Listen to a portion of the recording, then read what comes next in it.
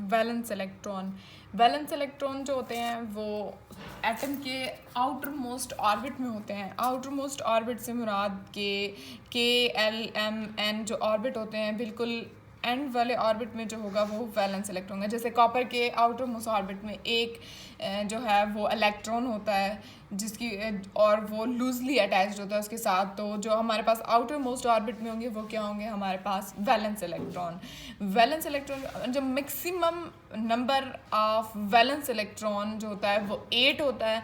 और the material जो हमारे पास होता है वो तब मेटल होता है या कंडक्टर होता है जब उसके वैलेंस इलेक्ट्रॉन ऑफ एटम जो हैं वो लेस देन 4 होंगे। यानी अगर हमारे पास ये जो वैलेंस इलेक्ट्रॉन है इसका लेस देन 4 होंगे, यानी कॉपर में जैसे हमारे पास लेस देन 4 होता है, यानी कॉपर के आउटर मोस्ट ऑर्बिट में जो है वो 1 है, तो उसके मुताबिक वो हमारे पास जो कॉपर है वो हमारे पास मेटल होता है, कंडक्टर होता है। और हम वैलेंस इलेक्ट्रॉन के ज़रिए ये बात बता सकते हैं कि हमारे पास जो गिवन है, जैसे कॉपर है, एलुमिनियम है, आयरन है, इनके हम आउटर मोस्ट ऑर्बिट में इलेक्ट्रॉन की तादाद से बता सकते हैं कि ये मेटल है हम लोगों के पास या नॉन मेटेलिक है। तो जो हमारे पास कॉपर हुआ वो उसकी एक वैलेंस इलेक्ट्रॉन है जिसकी वजह से हम कहेंगे कि ये मेटालिक है और ये कंडक्टर भी है। क्यों? क्योंकि इसके आउटर मोस्ट ऑर्बिट में जो है वैलेंस इलेक्ट्रॉन जो है इस एटम के वो लेस देन 4 है। अब यहाँ पे क्वेश्चन फ्री इलेक्ट्रॉन का है कि what is free electron.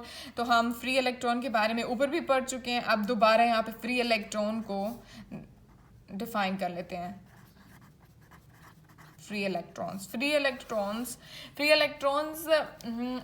Valence electrons of conductor, यानी कंडक्टर के वैलेंस इलेक्ट्रॉन जो ये मतलब आउटर मोस्ट ऑर्बिट के एटम मतलब इलेक्ट्रॉन है उनको हम वैलेंस इलेक्ट्रॉन बोलते हैं। और जो इस कंडक्टर के वैलेंस इलेक्ट्रॉन यानी आउटर मोस्ट ऑर्बिट के जो इलेक्ट्रॉन हैं which are loosely attach to nucleus. आप देख रहे हैं कि ये बिल्कुल न्यूक्लियस जो होता है वो बिल्कुल सेंटर में होता है, फिर उसके ऊपर एक शेल, दूसरा, तीसरा, फिर ये चौथा, फिर ये बिल्कुल लास्ट में हमारे पास होता है, यानी loosely attach to nucleus.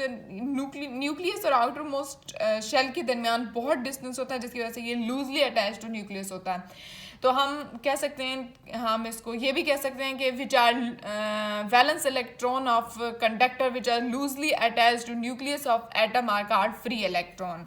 Valence electrons of conductor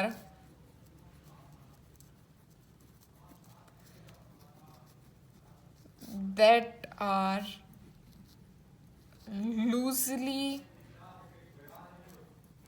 attached to nucleus of atom called free electron.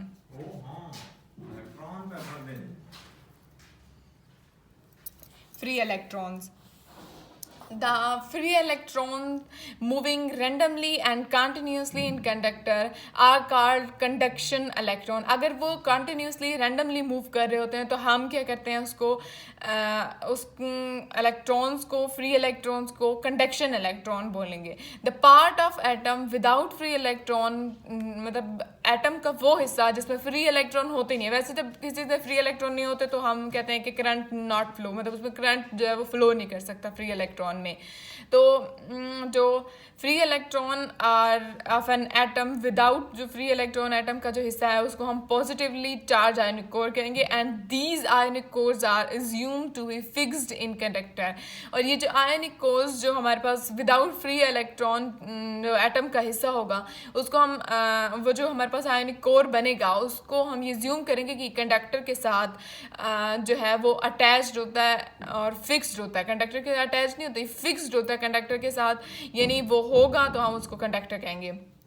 ये अब तक जो हमने पढ़ा ये हमारे पास क्वालिटेटिव बेसिस थी कंडक्टर की, मतलब क्वालिटेटिवली हम मतलब काबिलियत के तौर पर कंडक्टर को कैसे देख सकते हैं। अब हम बात करते हैं क्वांटिटेटिव की, यानी मिकदारी तौर पर जो हमारे पास कंडक्टर का हिस्सा है वो क्या होगा। क्वांटिटेटिवली बेसिस पे हम क्या करेंगे कि हम देखेंगे कि उसकी रेजिस्टिविटी हमारे पास कितनी होती है, उसका टेम्परेचर हमारे पास कितना है। तो क्वांटिटेटिव बेसिस पे हमारे पास जो टिपिकल कंडक्टर होता है उसका हर एटम जो होता है वो 1 इलेक्ट्रॉन को कंट्रीब्यूट करता है। कंट्रीब्यूट जब करेगा तो उनके पास जो ऑन एवरेज 1 इलेक्ट्रॉन जब वो कंट्रीब्यूट करेगा तो on average such conductor has 10⁻23 conduction electrons पर सेंटीमीटर क्यूब। एक मतलब सेंटीमीटर क्यूब, ये क्यूब जो होता है हमारे पास 3 डायमेंशनल होता है। इस पर सेंटीमीटर क्यूब पर मतलब एक ये छोटा सा जो क्यूबिक बॉक्स है इसके ऊपर हमारे पास 10⁻23 इलेक्ट्रॉन्स कंडक्शन इलेक्ट्रॉन्स जो हैं वो हमारे पास आ जाएंगे। उसके बाद उसने कहा है कि resistivity of conductor is very small. उसने कहा है कि जो कंडक्टिविटी है रेजिस्टिविटी ऑफ कंडक्टर इज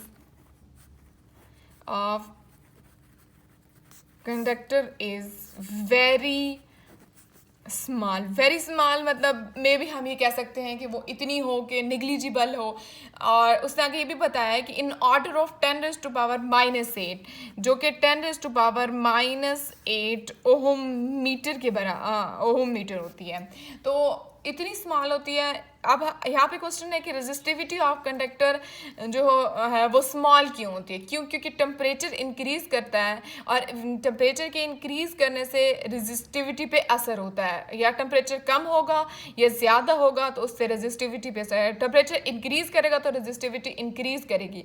और इन टेम्परेचर के इंक्रीज करने के साथ साथ एक वजह ये भी हो सकती है कि जो आयनिक कोर होता है, आयनिक कोर जो पॉजिटिवली चार्ज आयनिक कोर जो कि हम ये अज्यूम करते हैं कि वो कंडक्टर के साथ फिक्स्ड है, उसकी जो वाइब्रेशन होती है वो आयोनिक कोर की वाइब्रेशन बढ़ेगी तो टेम्परेचर भी बढ़ेगा और रेजिस्टिविटी भी बढ़ेगी।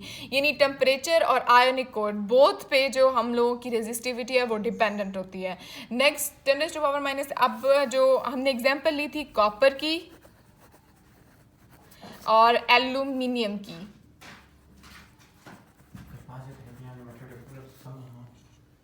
एल्यूमिनियम की तो उन दोनों की हम रेजिस्टिविटी देख लेते हैं। कॉपर की रेजिस्टिविटी हम लोगों के पास है 1.68 मल्टीप्लाई 10⁻⁻8 ओहम मीटर और जो एल्यूमिनियम की हम लोगों के पास है वो है 2.65 multiply 10⁻⁻8 ohm metre.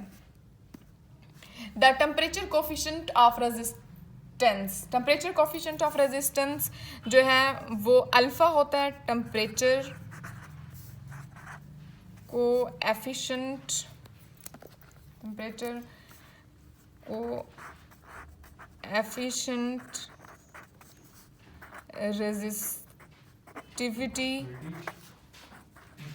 Resistivity of resistivity. So हम इसको डिनोट करते हैं अल्फ़ा से और जो इसका हमारे पास फार्मूला होता है वो होता है resistivity of temperature minus without temperature, मतलब रेजिस्टिविटी जो टेम्परेचर से पहले थी, टेम्परेचर के बढ़ने के बाद जो रेजिस्टिविटी RT हो गई, उसके बाद जो इनिशियल रेजिस्टिविटी थी उसको हम रूम टेम्परेचर के साथ मल्टीप्लाई कर देंगे और जो हमारे पास कंडक्टर्स जो हैं वो जो उसकी टेम्परेचर कोफिशिएंट जो होती है वो हमेशा पॉजिटिव होती है बिकॉज उसकी वजह जो है वो हमारे पास जो होती है resistivity increase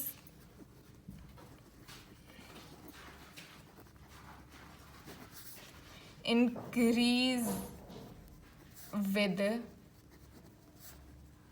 increase temperature। Temperature coefficient के जो रेजिस्टिविटी है उसके पॉजिटिव होने की वजह और इसके रेजिस्टेंस के कम या ज़्यादा होने की वजह वो टेम्परेचर की इंक्रीजनेस है। यानी टेम्परेचर बढ़ेगा तो रेजिस्टिविटी बढ़ेगी, टेम्परेचर कोफिशिएंट पॉजिटिव हो जाएगा और आयोनिक कोर की वाइब्रेशन जो है उससे रेजिस्टिविटी इंक्रीज होगी। ये हमारे पास क्वांटिटेटिव